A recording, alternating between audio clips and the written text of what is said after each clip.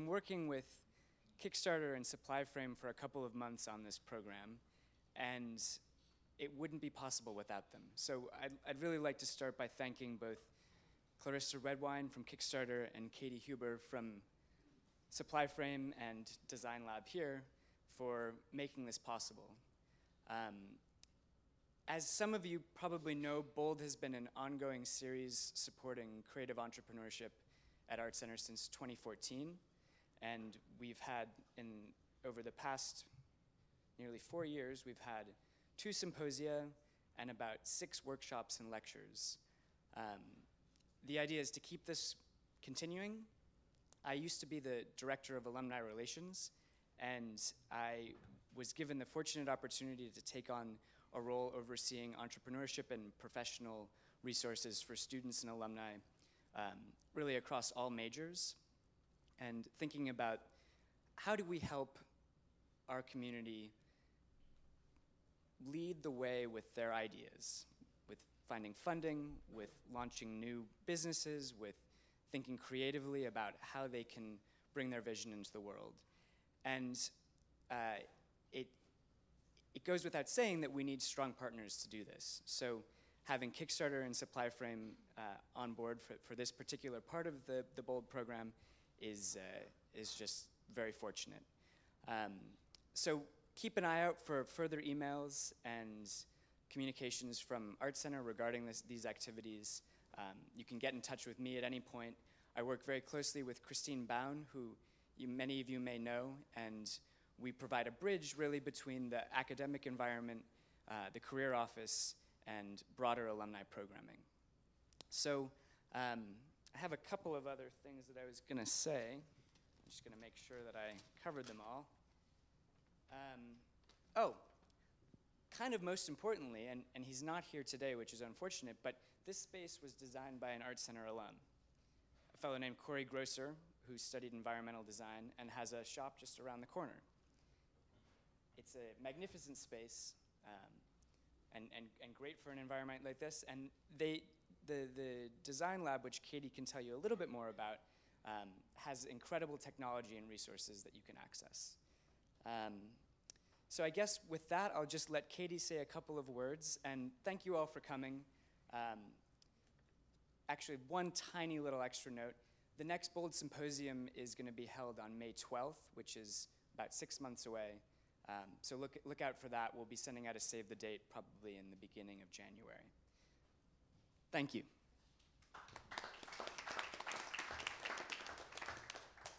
Hello, everyone. Welcome. My name is Katie Huber. I am the communications manager at Supplyframe. Welcome to Supplyframe Design Lab. Supplyframe is a local tech company. We've been around for about 15 years now, based here in Pasadena. Corey actually designed our corporate headquarters as well, which is actually just up the street. Beautiful space. He is absolutely amazing. We're a huge fan. We are a software sourcing solutions for the electronics and hardware industries.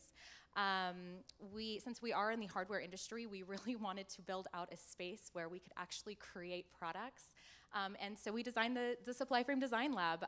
So you, besides having a fully functioning venue like this where we can do amazing talks and panels and workshops and all sorts of fun things, we're actually also a workshop. So we have 3D printers, we have CNC machines, carpentry tools, all sorts of amazing stuff. We'd be happy to discuss it with you further. I have my coworker Magenta here. She works here in the Supplyframe Design Lab right over here. Giovanni, who's also here, he also works here as well, day in and day out with the Design Lab. Shuli Tornell, who is our Hackaday.io community leader. And then Jordan is in the back. He is our amazing digital producer, so he gets to do all sorts of amazing things and really help us make sure that these panels and talks are amazing and as high quality as possible. If you have any questions, we'd be happy to answer them. I don't want to take up too much of your time because I think we have a really amazing panel lined up for you. So without further ado, I would love to introduce Clarissa Redwine of Kickstarter. Thank you. Yeah, thanks. Thank you so much, Katie. Yeah, I think something that Robbie modestly left out was that he came to me and Katie a couple months ago and said, I have this idea. I think you guys would have really interesting perspectives and share with our community really valuable points about bringing a product to market. And so he was the mastermind of this whole thing. So if we could just give him a round of applause, that'd be really great. Yeah. All right, so before I ask each of our panelists to tell us a little bit about themselves, I guess I'll tell you who I am. I'm Clarissa.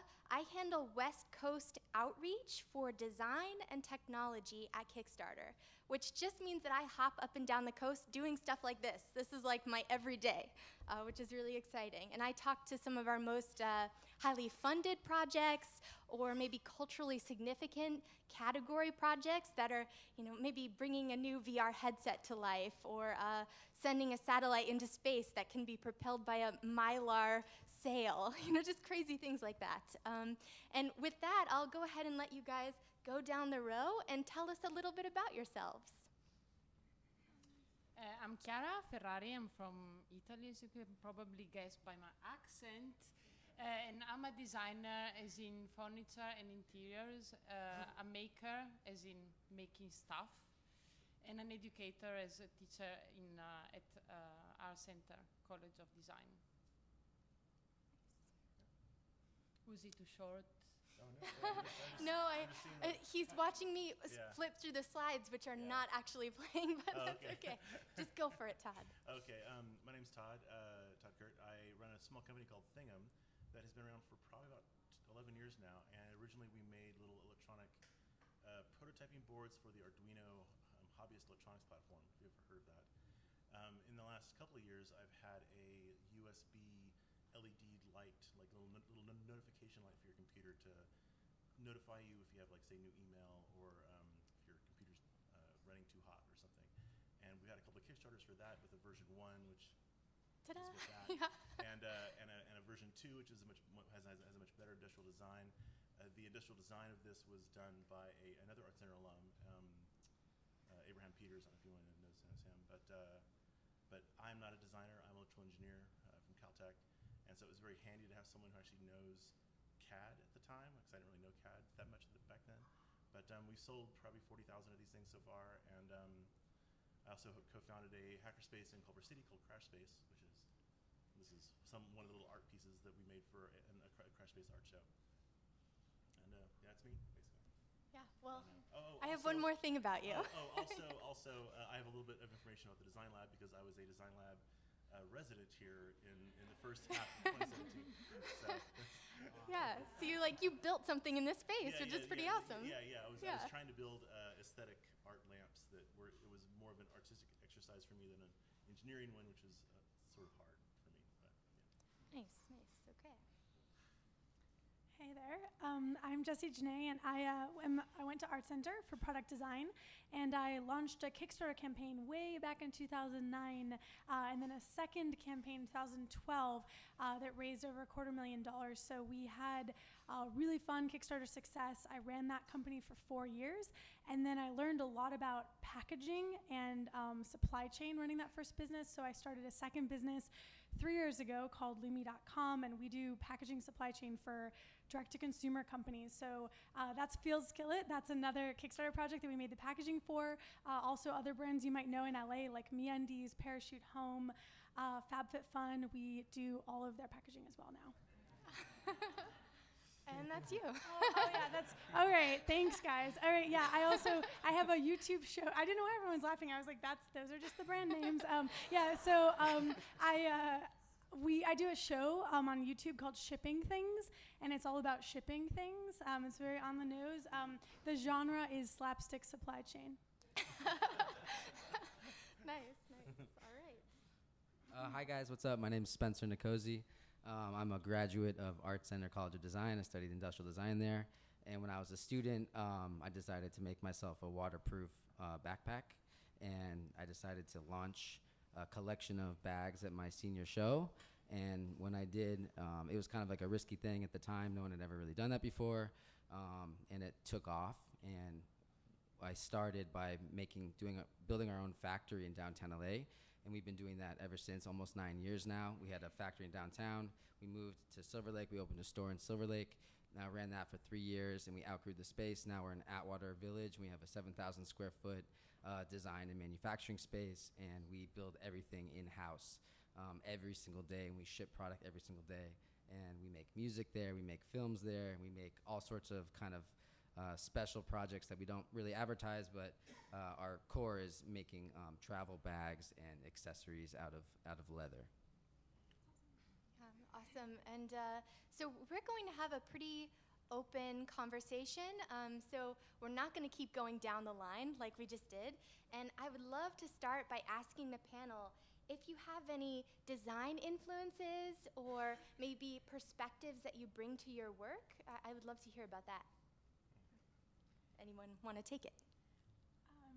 Just perspectives. I don't know if this is a design influence, but I grew up in Detroit, and I think that to me, like when people ask me about why I'm doing packaging now, or like we don't design the packaging, we're really like the supply chain aspect of it, and they're like, it just seems very non-creative to them, but to me, the like manufacturing and creativity are hand in hand. Like how things are made is like the same thing as like trying to birth a product out into the world. So it's partially maybe from being from Detroit and seeing a lot of that stuff, but it's also probably from other things as well. Yeah, just to add to that, one of the things I really like, because I don't really have like I do not have a culture design sense, but I really like created things that use the manufacturing techniques to their advantage. So like using materials that can act as a living spring, finding ways of making packaging that don't require adhesives, things like that, that like sort of use the technologies rather than try to force your idea into the technologies.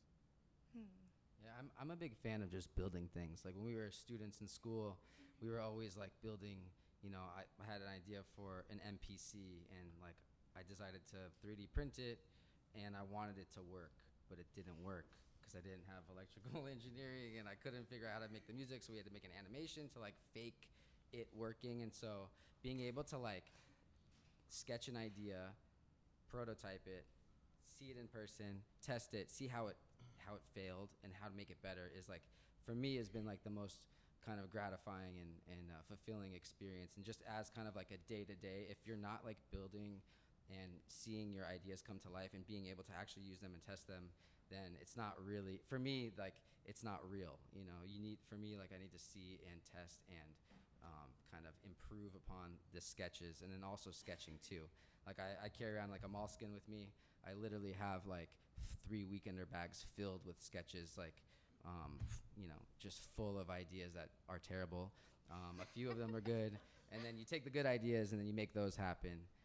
And that's kind of like one of the, just a basic kind of starting point for influence of design, kind of, you know, perspective. I get inspired by everything that I don't actually do. So first of all, art for me, partially for my family background, art is a big inspiration.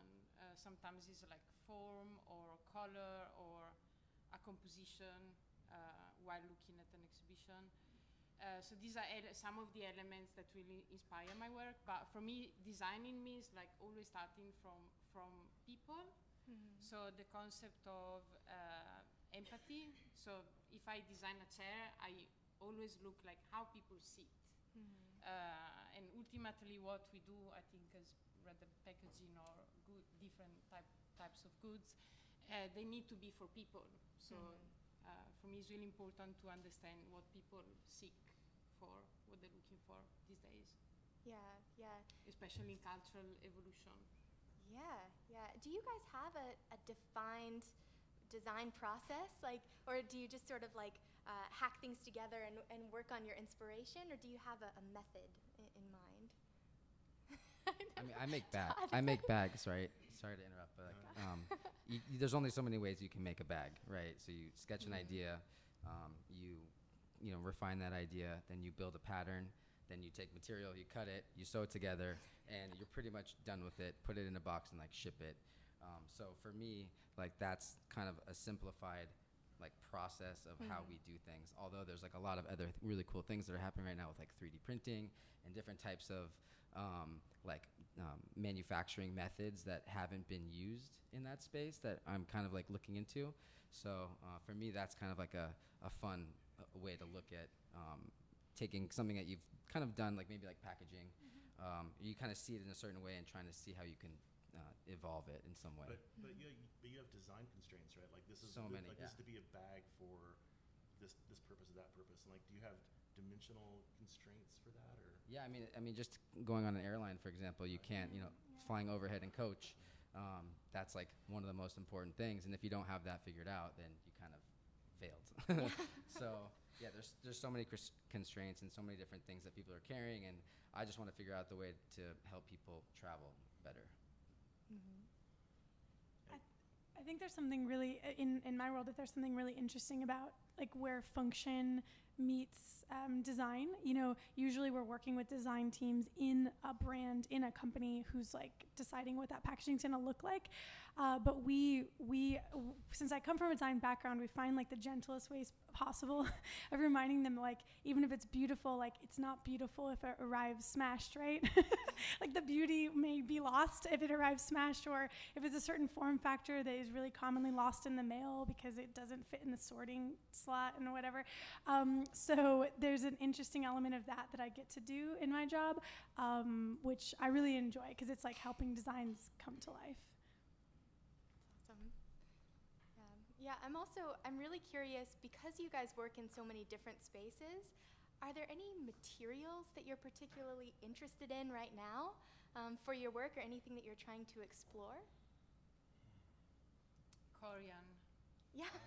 Yeah, I've been using corian. I actually discovered that material many years ago when I was working for Zaha did, and it was actually used in a very organic way, and then throughout my path I kind of like found a very minimal way of designing things.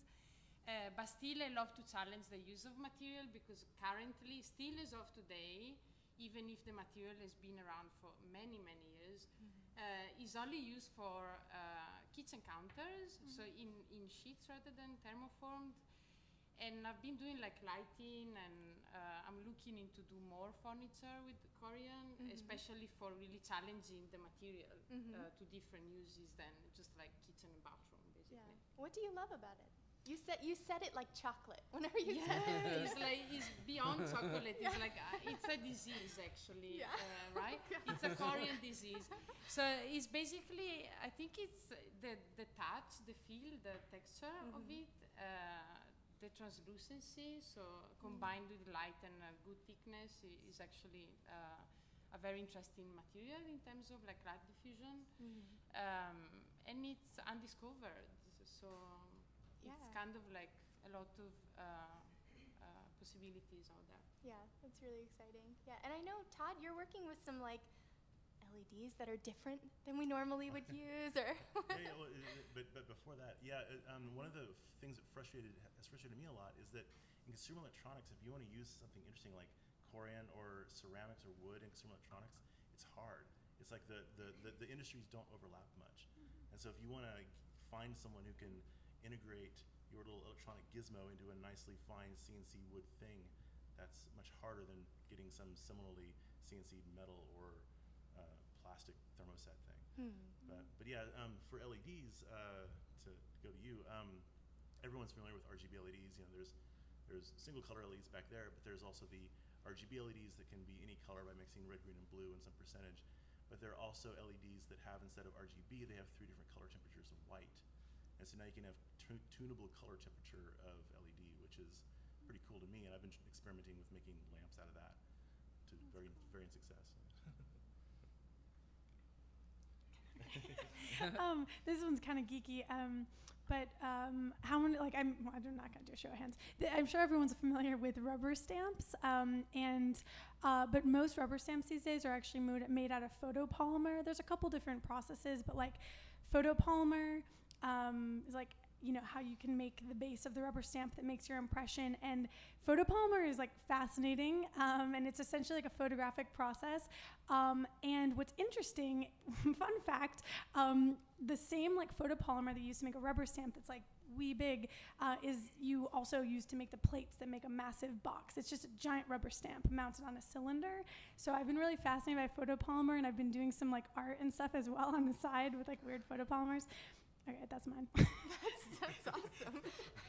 Do you end up using it for like Lumi work or just your own artwork? Or? Well, I use it every day. I mean, like when, you know, literally when you make, if you need to print 1 million boxes, it starts by someone like pouring photopolymer out and making a plate for you. So I just find it really fascinating that it can perform at that level and also like be a rubber stamp. I think that's interesting. Yeah. I mean, there's so many materials that are in process that are really inspiring. There's a company right now called Mark Forge. I don't know if you guys have heard of them. They're a 3D printing company that prints 3D parts out of like glass-filled nylon, out of like carbon fiber, out of Kevlar. And what's really interesting is I'm trying to like buy one of those machines right now, but they're really expensive. So I'm saving up for it. But what you can do with that is you can make parts that are things that you can put in your car, or things you can put on your motorcycle, or things that are pretty much indestructible. Instead of like making a 3D part that just is for size and shape and just kind of like a functional a non-functional prototype, you can 3D print parts that you don't need tooling for, which is like a huge advancement. And if what I want to do is be able to incorporate those types of things into our products, and or just in general, just to make stuff to modify my life. You know? Yeah, that's great. Yeah. Yeah, some of the best products I've seen are people making things that they want themselves. Oh yeah, for sure. Yeah. There's so many times I go on a snowboarding trip, or I'm like biking or something. I'm like, all right, this thing doesn't work. This snowboard, like getting in and out of the snowboard is not easy, and I want to be able to like go on my computer, like come up with a design, print it out, and then go test it and go ride with it, or go play baseball with a handle on a bat that, you know, or whatever the idea is. I want to be able to do it because I want to be out of the office and playing and having fun and not working all the time. Yeah, no, it's R&D, right? Yeah, R&D, exactly. It should be really fun. That's awesome. Yeah. So this conversation is going to evolve into a talk about sort of launching your first product. And I thought a really fun way to start is, do you guys remember the first thing that you made and shared with someone else, like a product? And what have you learned since that very first like amateur attempt, and what you know now after making so many design objects or so many products that you've put in the hands of people? Is there a nugget of wisdom anyone can share? I can go. In I think it was 6th or 7th grade, I made a design for a product called the bind board. And me and my friends, we took webbing and we literally screwed it to the top of our skateboard so we can like put our feet in and like be attached to the board. And we sold them to each other for like $15 or whatever. And we had a group of kids in the valley in outside of Los Angeles in the San Fernando Valley, like with helmets on and pads, like going down like our streets and doing like jumping off of stairs without having to know how to do that. You know what I mean? You just literally jumped off and your board was on your feet. And so I have like a book of like photos that we took with, it wasn't safe at all, but we did it. And that was like, the idea of just going and doing something was kind of fun at that time. And my parents were artists, so they're like supporting it. And, you know, essentially what we're doing now is the same thing.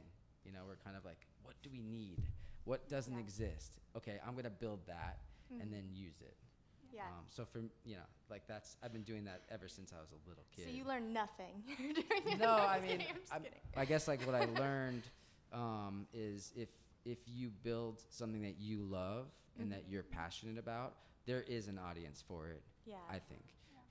Obviously, that doesn't really apply to everything, but you know, if you're building things that other people have already built, or you're designing something that someone else has already designed, it's like, do something else. Yeah. You know, try to do something that's new and fresh and that kind of speaks to, you know, a problem.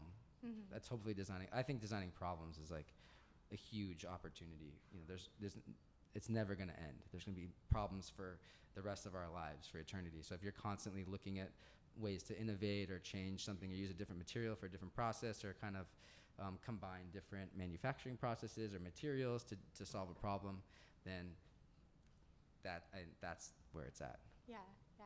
And Jesse, you've had like a really interesting thread run through that brought you to what you do today. Can you sort of like lead us through that? Or? Yeah, my memory was I started a t-shirt company, like printing t-shirts in my parents' basement when I was a teenager.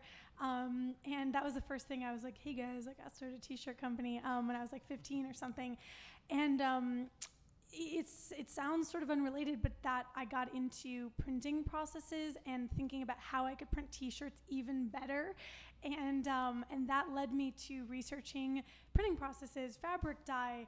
It relates all the way to when I decide, like, I'm gonna make it so you can photo print t-shirts, and that ends up being the product I launch on Kickstarter, all because I thought, let's make a better t-shirt printing process for myself. So the other thing that I think is fascinating between that, well, for me, it's like from my 2009 campaign, I was just making product printed with the dye for other people.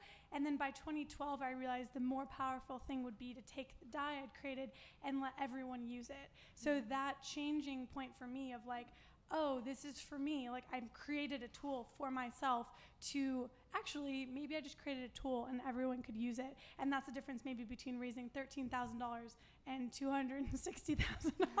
Like you know, I mean, there's also time in between, but I think it does beg the question, like sometimes we get more out of our ideas by sharing them.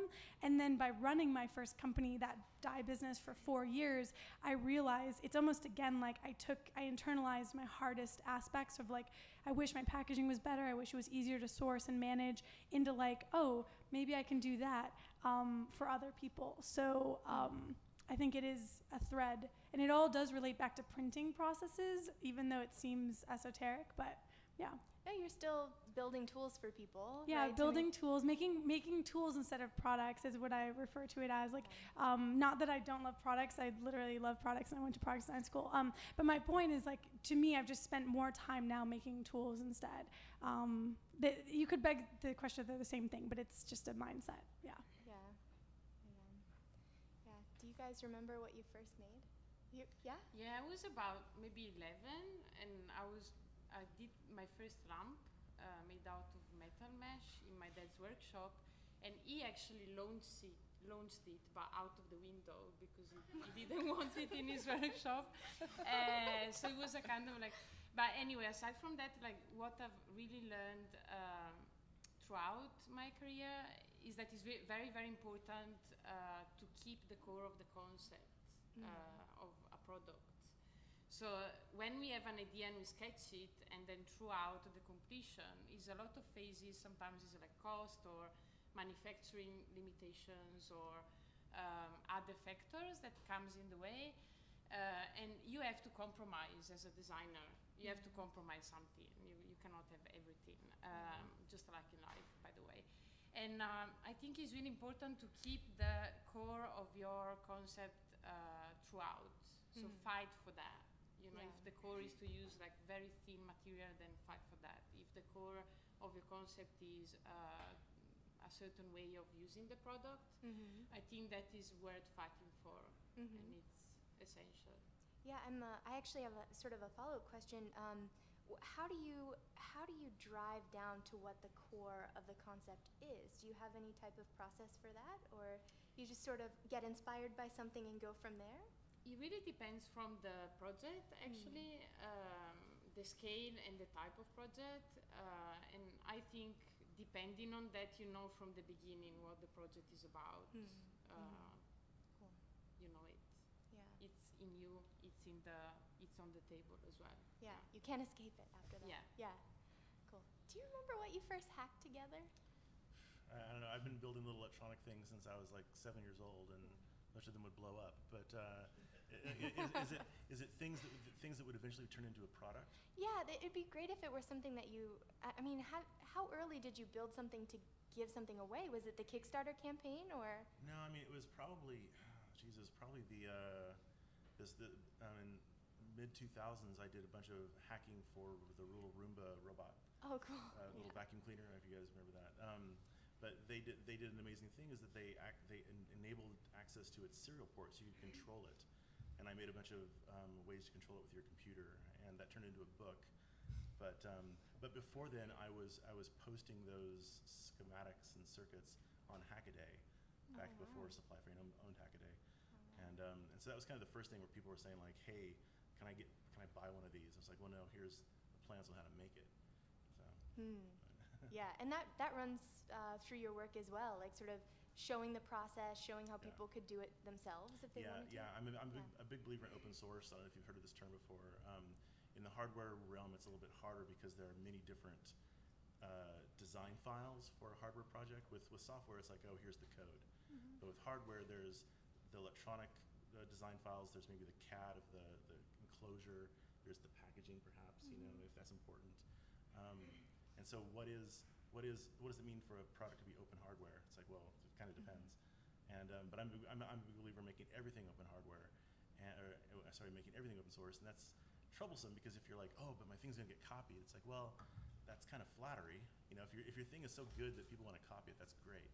And so my belief is that, well, if it starts getting copied, then make something different, make something better, make a new version maybe that. Or sell a service on top of that. Well, yeah, maybe. I don't know. I'm not a big fan of this whole like, oh, let's put everything in the cloud. You got to pay a subscription fee to make the thing work, because you know, no maintenance services. Yeah. No. All right. Okay, good to know.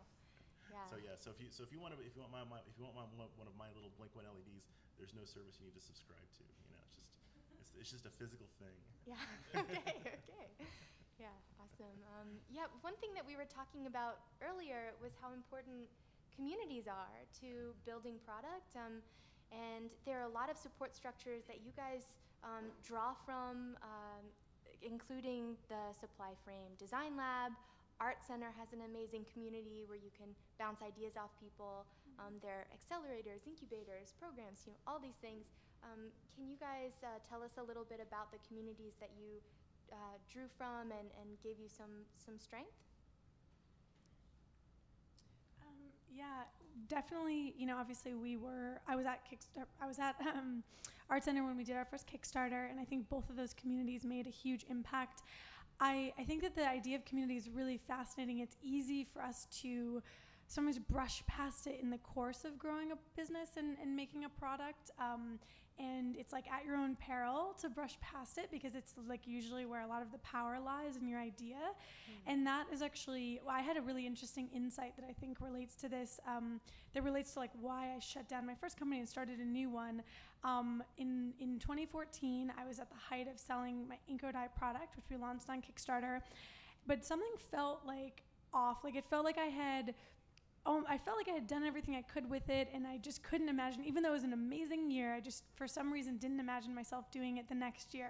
And I was like, I wonder why I feel this way, and I was looking for different reasons, and I went to like our hello at, you know, Inkodye inbox and like looked at all of our emails, and I'm like super spreadsheety and weird, especially for a designer, but anyway, I like did this analysis on our emails about like what people are emailing us about. And I noticed that over half of our emails were questions that had nothing to do with our product. People were asking us, who did your packaging? How do you do Kickstarter? Like your emails are so pretty. Who does your photography? They were just asking us everything except like, hey, I want some Inkodye. Like they were like asking us everything else. So I think that there was a part of me that was like, I should listen to these people. They're emailing me every day, and what they really want to know is how to grow a business and how to do packaging and supply chain, and that's like the direction I went. But anyway, it's my little story of like tapping into that and listening, sometimes where the more powerful idea is, even though I was spending every day on Inkodye. Yeah, so beyond your mentors and your ArtCenter community, you actually look to your own customers, The people like sometimes the community is like whoever is like willing to interact with you every day, right? Like we all have these like aspirational communities where it's like, I'm part of this and I'm part of that, but then like you get back to your office and like who is emailing you? Who are you talking to every day? Like they might be your real community, and like I say that in a good way. Usually, like they might be some really cool people. Like you might be overlooking them to like talk to someone who you think is more, you know, cooler or interesting, and that could be a mistake. Yeah. And do any of you have like mentor stories or anything that you can share to help us figure out how we get help for launching a product? Or I mean, I have an interesting story. So kind of similar to Jesse, we have a lot of customers, and over the years, we've had a lot more customers. And when I first started, I got an email from someone saying, "Hey, do you mind if Steve at Apple gives you feedback on your product?" And I was like, some guy from the like Genius Bar or something that like wanted to like, it wasn't Steve Jobs, but basically it was like one of the VPs of Apple owned all of our products, and he sent me in a keynote presentation with all of our pictures of all of our products and how to make them better. Essentially, it was like 14 pages long. Oh my And there was these like engineering call outs, like you can cook your fabric at 300 degrees Celsius for 4 hours to reduce the amount of off gassing in the fabric, and you can use this coating on this material. And I was like, whoa. And there was no information about who this guy was. It was just kind of like, it was like this ominous person. And so I made a backpack the next day for free, and I sent it to him. I said, "Hey, I don't know who you are, but you're like super cool. Like, thank you so much for the advice. No one's ever done that." And I've been friends with this guy ever since, and he's been one of the most inspiring figures in my life. And I'm friends with his family and his kids, and he's invited me to go to trips and check out these like exotic locations and look at different things. And so it's just kind of like, you know, you never know who your customers are. You never know what advice people are giving you, and if you like follow that, like where it can lead you. I also get a lot of customers telling me to do things about to make products that I don't want to make or I don't really care about. But if you're able to look at all the stuff and kind of learn from it as much as possible, it's only going to help you. You know. Yeah. Totally. And I'd say if you don't have a Kickstarter, because these are like, oh, we already have customers and we're listening to them. I found it's very useful to back Kickstarters of products that you like or maybe kind of want to emulate and be part of their communities, because there's a lot of discussion usually going on these things, and the Kickstarter community in general is super great. Like everyone kind of just wants to see the thing happen. They don't really, like a lot of them don't think of it as Amazon. Some of them do, but most don't. Most of them are like, oh, we want to work with you together, and so they'll be offering suggestions, and you're in there in the mix listening to this other thing that's kind of like your thing maybe, but not quite. That's really interesting. Yeah. My work is actually less community based because I do a lot of like custom furniture and interior design specifically for like a certain client. So I would call my community like the big amount of people that I really trust and I'm friend with that are also designers. And I'm thankful to them because I pester them all the time with my design to ask an opinion. And in terms of mentor, for me, I never had a mentor, but I've been lucky enough to work for many different design studios across the world, both in Italy, in London, and in LA.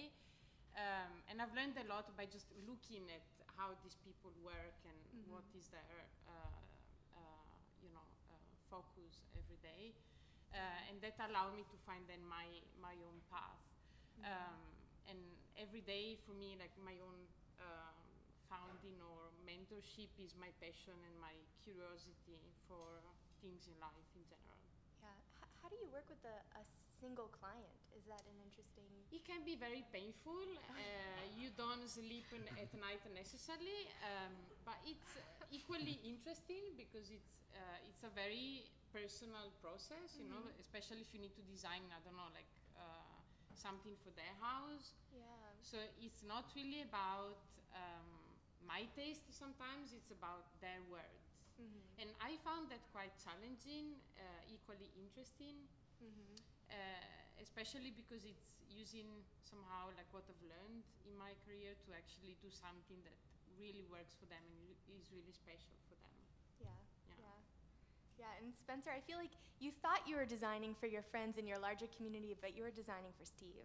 He was your client. Kind of. Honestly, it's like when you have someone in your life that's at that level and they've done kind of the biggest things in the world, you have to listen to them. You know, you have to like respect that.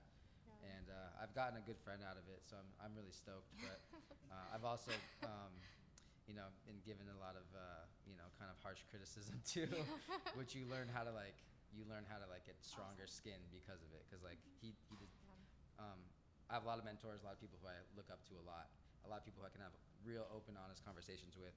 and some of the most talented people are the harshest, and you gotta like learn to be shot down all the time, and it's only gonna make you better, you know, if you can learn from, grow from that. You know? Yeah. Did your dad's throwing your lamp out the window make you feel something Sure, better? yeah. Amazing experience, yeah. But I mean, as of today, I actually still, I mean, I've done so many custom pieces that I actually wanna, I keep that as of today, but I really am interested to actually design for a bigger community, where really everyone can enjoy, you know, what I design, you know, and it should be more accessible as well, I think. Yeah, that actually leads perfectly into my next question, which is, how do you know when something's ready for your client or your community? Like, how do you know when the time is right to launch a product? Have you figured that out yet? I mean, I don't think you'll ever know. I mean, some things like, okay, you're making a product, and once you've made it and it's right, and you have like, you know, a stockpile of like inventory, and you want to sell the inventory, you're like, okay, now I'm ready to go. But like, it doesn't always work out that way. For me, it's just like, I think once I've made a product and I've used it, sometimes I've like had I literally have like hundreds of products that we've made and that I've had for years that I haven't launched yet, that I've been testing and I've been using, and they're just not right, or it's just not, the material is just like not perfect, or the way this thing works or that thing works is not right. But then there's a point where you're like, okay, cool, I can't improve this anymore. Like, let's go, let's photograph it, let's make a video, let's put it out there. And sometimes it fails. Sometimes you don't sell anything. Other times you do extremely well, and it allows you to buy a laser cutter, allows you to kind of get that Mark Forged 3D printing machine that I want to buy, but I just can't do it yet. I'm ready. So like things like that, it's just I don't know, for me it's a gut feeling. It's just kind of like your inner compass or something. You know? You learn to like trust that after a while. You know, you probably did how many Kickstarter campaigns? Yeah, I mean, I think you do learn to trust after a while. I think that the thing that I remember, though, is like before you have that sense, the answer to that question is like when to launch it, like before you're comfortable. Like in the beginning, there's this like, it's beyond hesitation. Like I think when you're this far along in like creating beautiful products, you have like this sense and this like compass to it. But at the beginning, I don't know what it was like for you when you like decided to do your grad show in like this really specific way, but I'm guessing it was kind of scary. For sure, yeah. Yeah, and so like I think for me, when I remember when people ask me about like, we've done crazy things now in my business, and people are like, oh my gosh, like they point to something recent and they're like, that must have been so hard. And it's like posting our first Kickstarter campaign asking for $12,000 was harder because I didn't have any reputation. I didn't have anything to point to that I like was like, look, I'm this person who did X. Like there was none of that. I was just like, I'm Jessie from Detroit or whatever. Like it's like, so I just think that is really healthy to keep in mind too, is like it feels different at the beginning and it feels really uncomfortable, like that's really normal, you know? So I think that's important as well. Yeah, I think if you're just starting out, having a history of some sort of documentation of stuff you've been working on, like if you've joined a community like be it ArtCenter or the Design Lab or a Hackerspace or these wood shops and metal shops that are out there in Los Angeles, that gives you a place and a reason to build things you can then take photos of and write about, and so then when you do a Kickstarter, people aren't just like, oh, Jessie from Detroit. It's like, oh, it's Jessie from Detroit who's done all these things, you know. That's one thing for me is I was pretty active in this open source electronics community for over 10 years, and so when I did a Kickstarter, I kind of had a built-in community of people who were at least tolerant of me, if not rooting for me, you know. It's like because I wasn't just this total nobody. I wasn't an unknown. They're like, oh, he's got a history of doing things, and maybe the things he does will work. And so it was a level of assurance. But if it's also something you really care about, like you've made hundreds of things, but some people might just have this one thing they're really passionate about. And if you're really passionate about it, there's probably like 1,000 people who will at least want it, and that's enough for a Kickstarter. You know? But also I think these days launching a product, there is so much on the market. The market is so saturated, that is very difficult to establish when is the right time. Of course, it takes a lot of iteration in terms of like studies and prototyping and understanding details. And I think actually details, when the detail is done and it's ready and is the detail, is actually what allow us to be really unique. Details in general. Yeah. And what makes a product very special. Yeah, so you know it's ready when the detail's right or feels exciting. Or Yeah, but it takes a lot of time to get there. I mean, especially in furniture, lighting or interiors, it takes a lot of time and a lot of tests of different types of different materials, different scales. But at the end, it's I believe it's when the detail feels like baked enough. I think that's good Yeah. to Yeah. let Just it get out. there, And, yeah.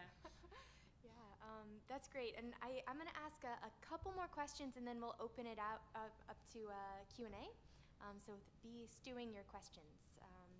All right. So another question I have is, how did you guys fund your projects? If you feel comfortable sharing that, like, is it by having something, and having a client fund it before it's actually ready, or crowdfunding, or how did you get started, and how do you sustain? I'll start with that. I've done every funding mechanism that exists. So that might be an exaggeration, but it also may not be. I have taken angel investment, which means like from an individual, for the Inkodai business. That was primarily bootstrapped with a small angel investment as well. Obviously, I did Kickstarters, 2 of them. I have grown my business through retail POs, meaning like go out and hustle like Urban Outfitters, get like $100,000 PO, use that to pay rent. I've factored POs, which means like getting the money early so you actually can pay your rent. And then going from there, I've now taken venture investment, so real deal venture capital, more for this packaging company. And also I've done small business loans and banking loans or just paid for stuff on credit cards. So that's my point, guys. I've done the things, and I think that if there's one interesting takeaway from trying it all, it is that there is I think there's way too much advice out there that says this is the way to fund a business. This is the way to do it. Venture capital is the route. Angel investment's the route. Bootstrapping is the only way to go. In reality, it really is about finding a path that works for your business, makes you happy while you're doing it. Because if you're starting a business and you are you should be sort of miserable, but if you're completely miserable, maybe there's a problem. So I think that's what I've learned is there's no one right way. It is about keeping yourself afloat while you pursue your ideas. I had the opportunity a little bit more than halfway through my college education to, I wanted to make a bag in one of my classes. And so my teacher said, hey, one of my friends from college who's older than you has a bag company. You should talk to him. So I called this guy. His name's Bobby Chang. He owned the company, and it was one of the founders of the company InCase. I don't know if you guys know that company. They make iPhone cases and all sorts of stuff. And I basically would talk to him for an hour, once a week, and he would give me a full hour. And he would basically kind of, he was my very first mentor. And as I was doing my process, I was like, hey, I really want to design a bag. I really what do I do? And he's like, buy a sewing machine and figure it out.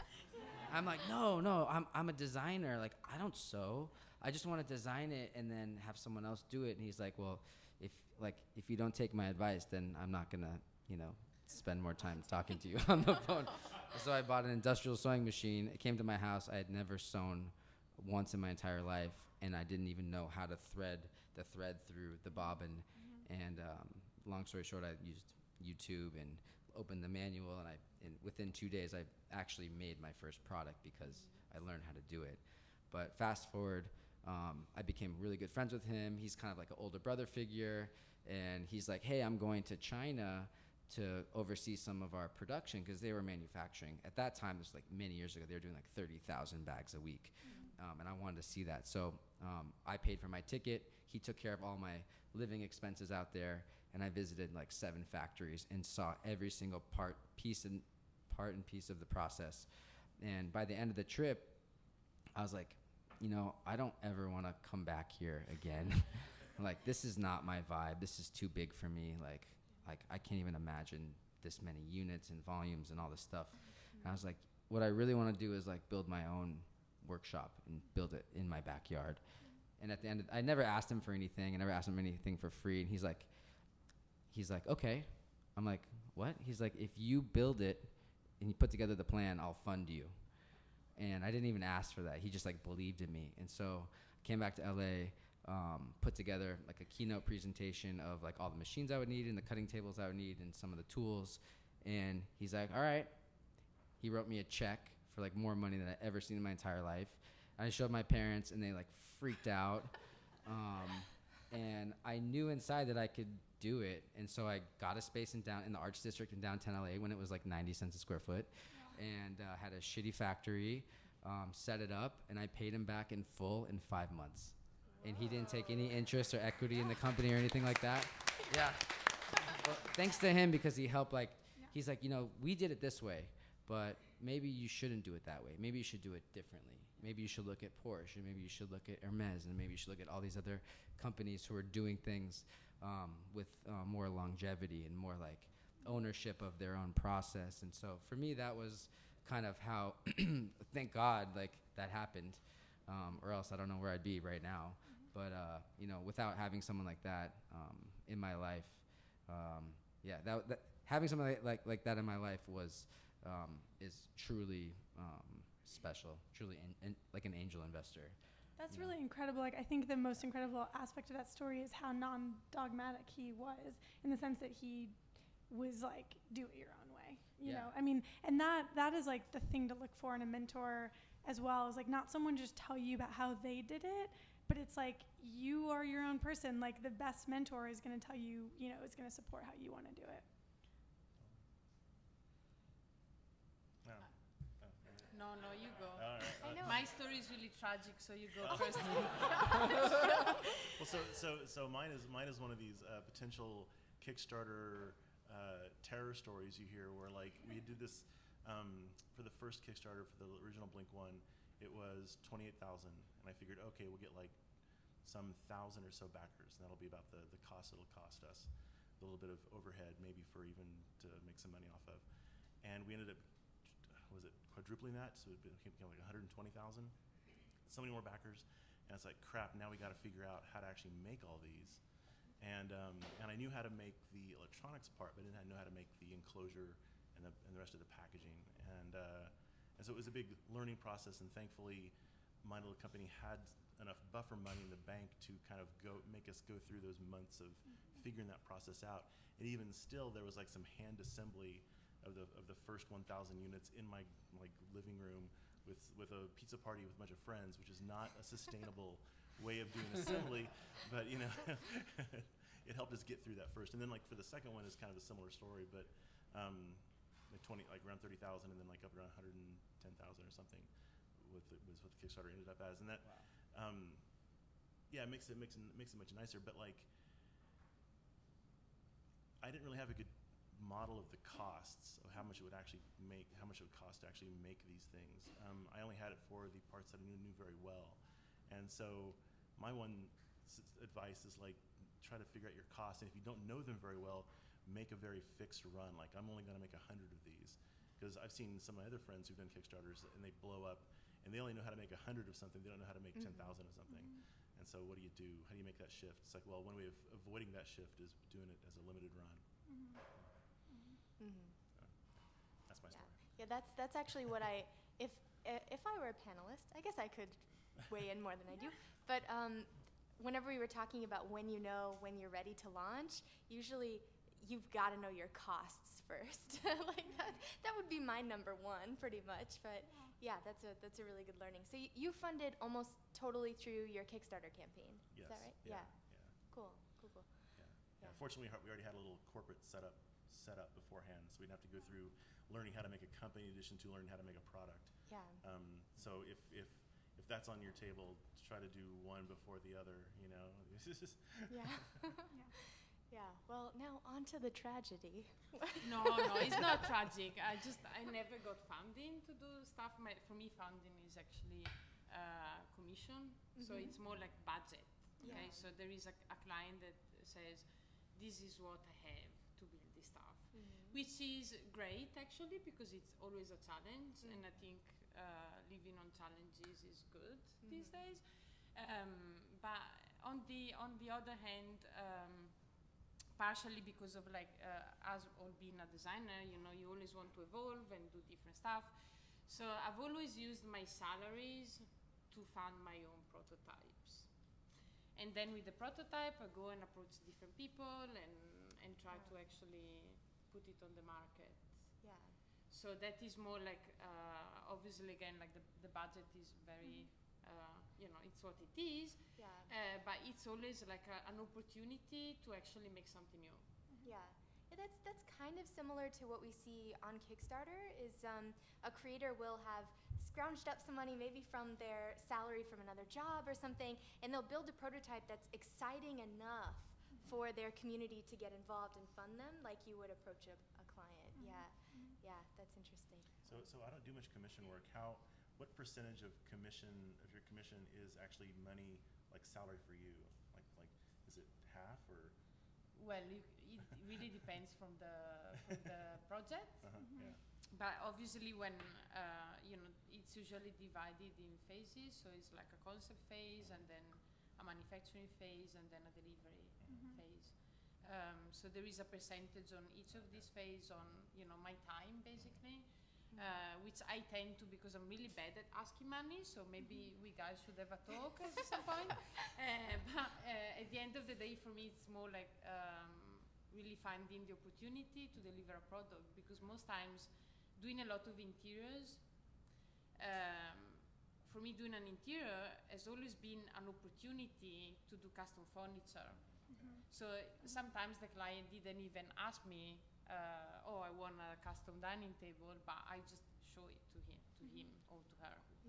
And most times like, I basically get the money to make it and then to commercialize it, to marketing the table, for example.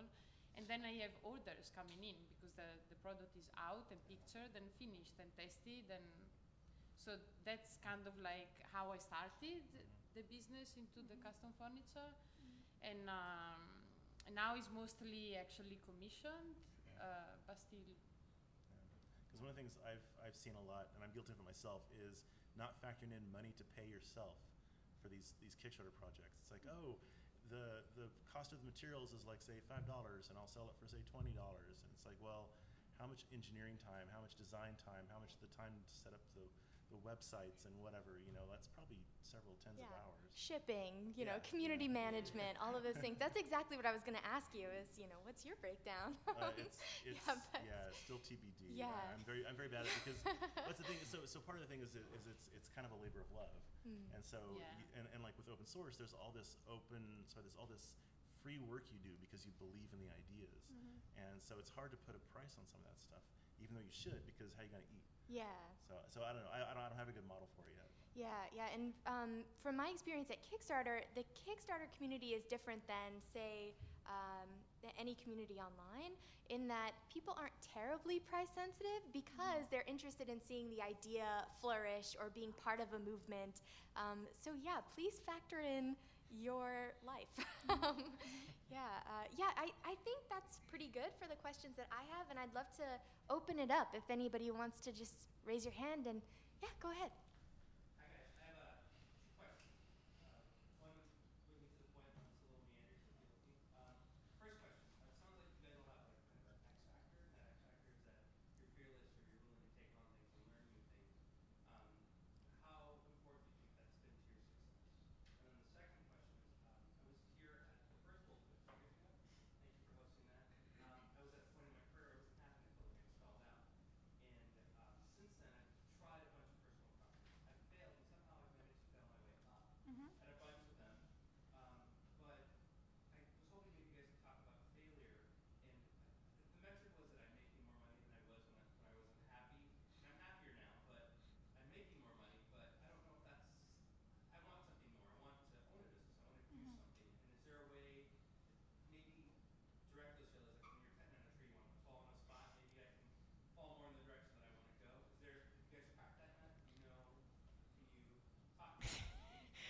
Okay, I'll attempt this. Okay. All right. So one on the X Factor thing, I think everyone has an X Factor and people are just like not letting that flag fly. Like I think that, so I think it's a misguided impression. Like entrepreneurs are these like weird, or just creators or designers in general, like this unicorn creature. Everyone can do this stuff. It's usually, when you add it up, like the amount of time we've spent doing it, it's just a lot more time. So everyone just has to start investing that time if it's important to them. So I think that's a misguided impression. I think that there's another thing that I talk about. I don't know if this is like a sports crowd, but batting averages are kind of fascinating to me. So the thing that's fascinating about them addresses your second point about failure. Legendary, people who are in like the Hall of Fame for batting averages failed 7 out of 10 times they stepped up to the plate. That is entrepreneurship. It is the fact that you fail a little less than everyone else. Like so that is what it is. So just a mediocre batting average is like if someone stepping up to the plate and hitting it 2 times out of 10 instead of 3, or maybe nearly 4 times out of 10. That looks small math-wise, but that failing just a little bit less is the practice and is the like passion and dedication you're putting into it.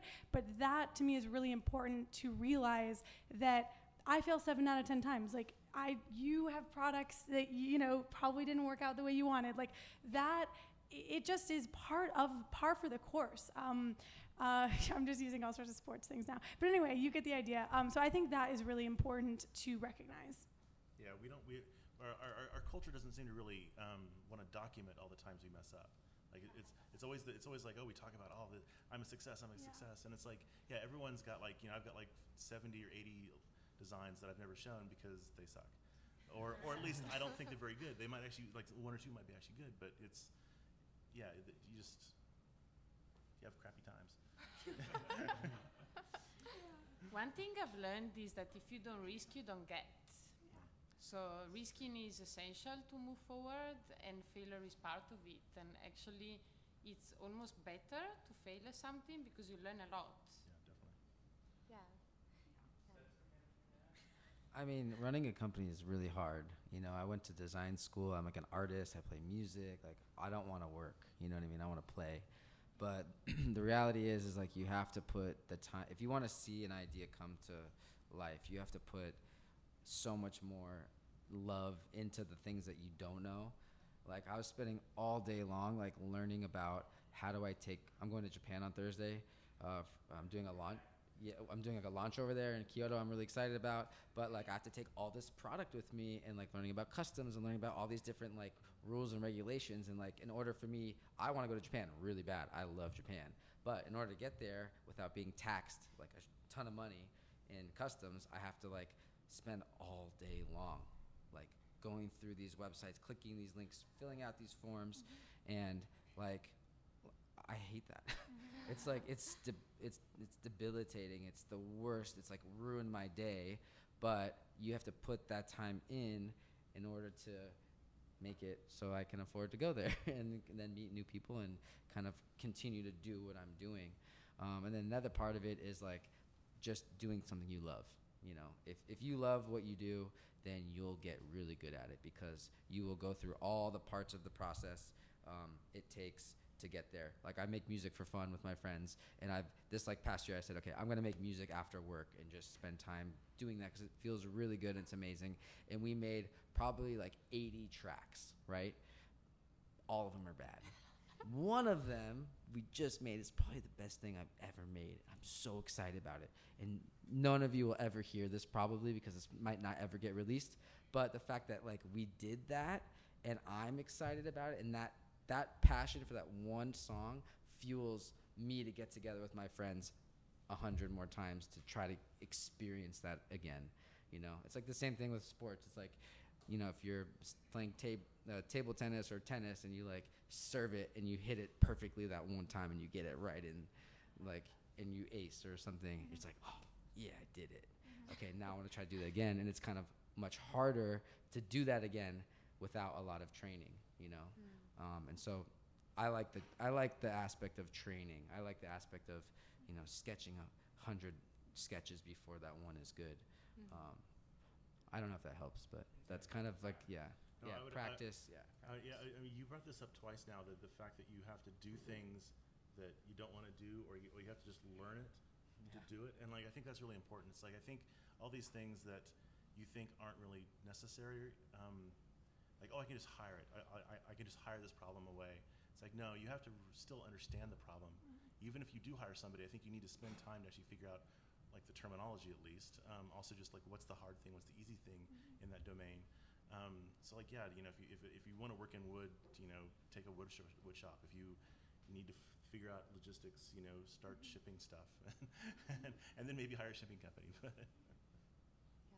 Yeah, and that we see that on Kickstarter too. Like, there are quite a few creators who have failed the first time that they come to Kickstarter, and people are so worried about failure. But then they come back for a second campaign. They know how Kickstarter works. They've been building a community for a little bit longer, and they hit it out of the park because maybe they listened to their community in the first failed campaign and iterated on their product. How many of you are hardware hacker people in here? Okay. Okay, the example I was going to use is Particle. But anyway, there are quite a few examples of creators that come back and hit it out of the park the second time. So, yeah. Any other questions? Maybe we'll take 2 more. Yeah? So I guess there's like all these other associated risks that you don't anticipate, like overhead costs for production. And I guess one risk that I'd be interested in hearing is when you start going into manufacturing, you've spent all this time doing R&D and put all this time and money into it, and there's always the risk that someone else who is better, faster, stronger, I guess, can take your product apart, disassemble it, and then recreate it, and then resell that at a lower time, at a higher speed, and to a better market, more resources. So how do you reconcile that risk with some sort of contingency that helps you stay on top of that? I mean, I manufacture every day. We have seen so many of our products being almost identically made, you know, and it's so frustrating and it sucks. It's really, it hurts your heart, you know. But I think like until we're a big funded company, we're not, we're a small privately owned company. You just have to expect that people who don't have integrity are going to be trying to make money off of ideas that you have. You know, this open source idea is amazing. I wish I had the love and desire for that.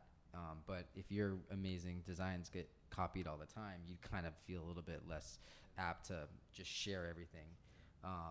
You know, for me, it's just, you know, you just have to do your own thing. You have to have your own DNA, and you have to be consistently being yourself, you know.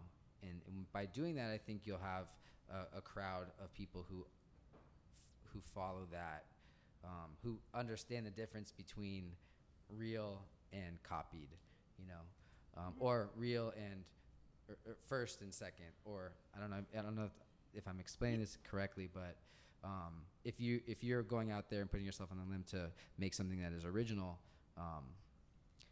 just doing that is gonna fuel yourself enough, and you just can't worry about everyone else. You know, Right. You gotta just stop thinking about everyone else all the time. You gotta focus on your own thing. You're leaning on brand, right? Like you're Yeah. building this strong link between you and your community and what you guys genuinely get excited about, Yeah. right? Yeah. I think like I don't have a real example of this for myself because my product is kind of niche enough that it hasn't engendered too many copies, and those that do don't really make a difference. But one of the things that I was really excited about that has been copied enough was this thing a couple years ago called the Glyph. I think it was this little iPhone camera holder, and all it was a simple injection molded piece of plastic with a threaded insert for mounted onto a tripod, and it got copied like while the Kickstarter was happening, I think. But they have this great community, and they have these awesome design sense, and so like they're like, yeah, whatever, but ours is better because we actually care about how it actually works. The guys at Studio Neat. Yeah. Yeah. And then they just kind of kept going and made like a better version of the product that was more complex, and so they ended up you know, making something that was less easy to be copied, but I don't know, still I don't really have any to that, but And cannibalized their older Yeah, version. yeah. That they just kept pushing themselves. Yeah. Yeah. But I mean, the reason, one of the reasons why, one of the ways I found it is I found it on a 3D part repository. Like somebody had basically copied it and put it online, so I could then download it, print it on my 3D printer, which I did. It's like, oh look, I've got a free version of the glyph, and it didn't work very well. But you know. Yeah. I think definitely, you know, brand and even like zooming out from brand, there's always there's always this thing that you can do that is different or better in some way than someone else. Like that's why you're your own person. That's probably why you're working on your idea, right? And so I actually think like this is like both a hard and soft message. Like the hard message is if someone truly can rip you off in every way and be better, like, then you should probably do something else. Like, that's the hard part, right? Like, because it just means they're, like, actually better in every way. Like, but the yeah, but that's, like, but the good news, that was the hard part. I already told you that, okay? The soft part is, like, that's probably not true. That's probably just how it feels to you. It probably feels like they're better in every way because they have more resources or whatever else, but in reality, they're not you. They don't have the soul you have. They don't have maybe the passion for the idea or the brand you're building in the community or a special, you know, thing about the way you want to develop that product. And so it's both, like, keep both things in check. And the other interesting thing is, like, everyone in business has their own objectives and kind of game they're playing, and this also might sound harsh, but I think it's interesting. Like whatever big company X you're thinking of that might rip you off, it's possible that like for them to make a dent in their sales, they would have to sell like, you know, 250,000 of said thing. But for you to make a transformative moment in your life, you might need to just sell 10,000 of that thing. So maybe they literally are not going to rip you off until you make it a lot more successful. Like, and that's not, it's again, both hard and soft message, but the soft part is like, don't let that nightmares deter you. They might not even be real, you know? So I think that's interesting to consider. Again, DNA and detail, I think what makes your product unique. I mean, these days there is so much going on again, market super saturated, but at the end, if your detail and your DNA comes out of your product, whatever happens with it is still, I think, just stick to it. Yeah. I mean, it's inevitable sometimes that people just like does the same thing, or so partially is about letting it go, and partially is about really caring about your product in every detail. Yeah, be obsessed. Make spreadsheets. Yeah, I think we have time for one more, and then we'll get to mingling. Yeah.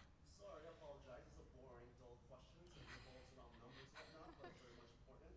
Particularly with those who are B2B, I think Tyler had spoke to you about this. It sounds like most of you guys do B2B, and also business to consumers as well. But market projections, whether it's for investors or for yourself, kind of figure out where your business will be next month. Mm-hmm. How do one project their market share when it comes to B2B? Mm-hmm. Any experiences or thoughts on that? And this goes up to anyone else who feels that.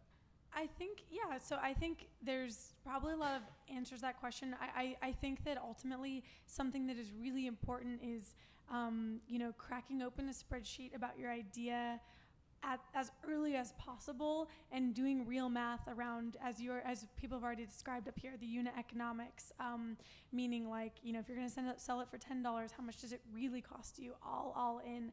And the reason why, like, you almost want to have your fundamentals checked, because there's no like projection forward if you can't make money off of it enough to sustain.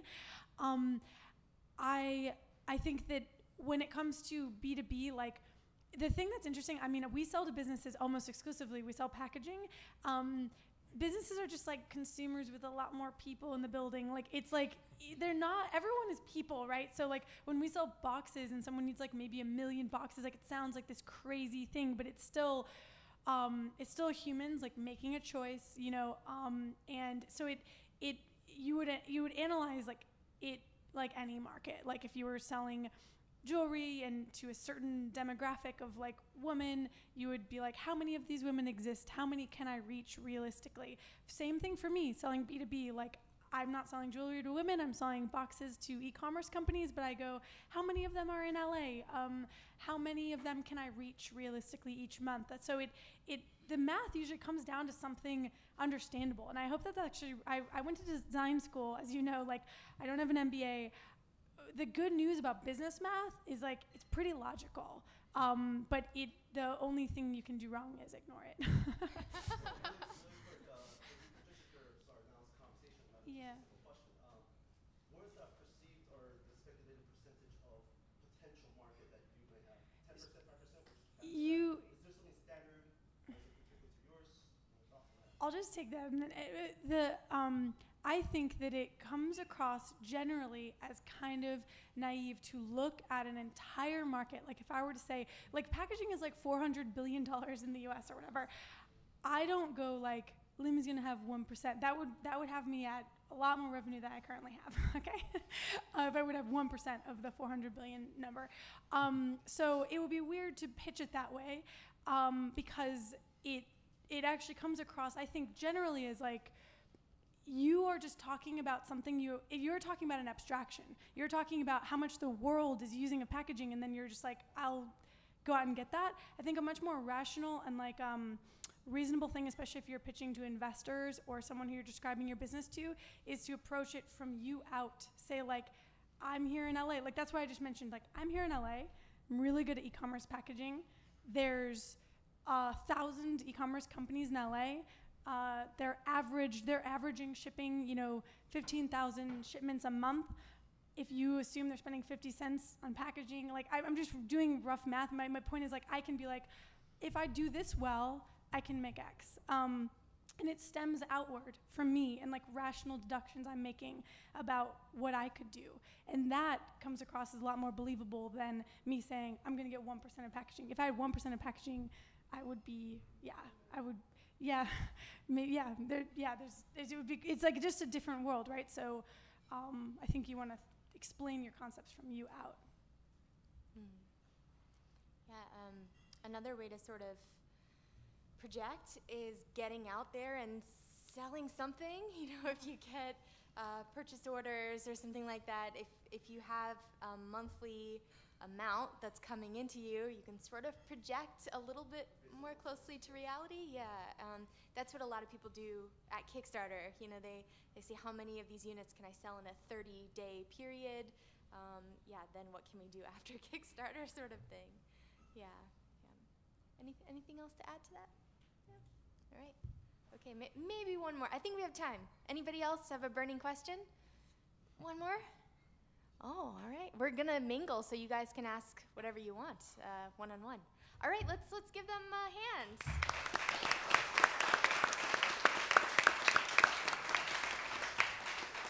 All right, thank you guys. Get to mingling.